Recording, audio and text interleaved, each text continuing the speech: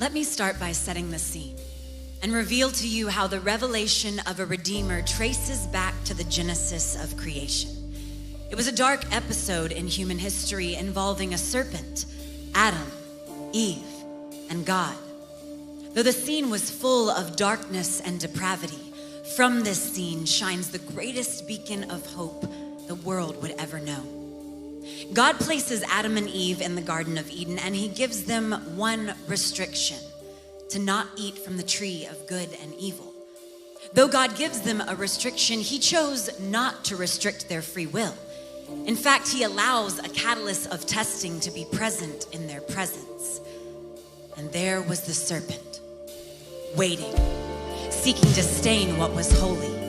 And in one encounter, in one waver, in one collision, Satan's enticement and man's disobedience would collide, sending their existence into chaos and confusion, leaving them empty, lonely, and ultimately dead. It seemed as though darkness had won, but even so, there was still a promise hanging in the balance. A promise that seemed far too good to be true. A promise that seemed far too exaggerated for the human mind to comprehend. A promise that would overturn the tide of history in one moment and in one miracle, embedded within the ominous words of doom spoken by God himself was the promise. Mankind's only hope, the promise of a seed. And this seed was not just any seed, but it was the seed, stamped with a capital S, the seed resonating the heartbeat of a savior, a deliverer, a Messiah who would come and deliver the final blow against the serpent who stained what was holy, crushing evil at its source and breathing life back into all that was barren. But first, all of humanity would endure the ache of silence and the destruction of darkness. But there was still a promise that drew the shepherds and the prophets to their knees.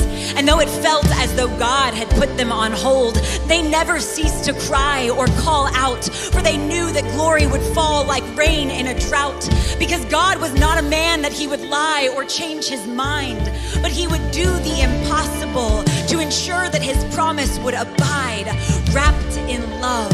No matter the balance of the payment, he would send down payment. And in one moment, and in one miracle, at the cry of a newborn baby, the deafening sound of silence finally broke through the atmosphere. A star in the night sky became a roadmap to redemption wrapped in flesh.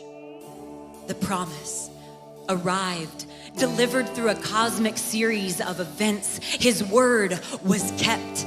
And see, he didn't descend as royalty on a throne, but he left a throne to be born in a manger next to cattle, ox, and steed. It was his deed to step into our mess and become our Messiah. He drew the heavens open like a curtain split in two to become our answer from above, because without him, we would be doomed.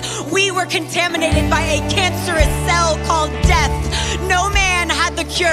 No potion could rid us of our position. We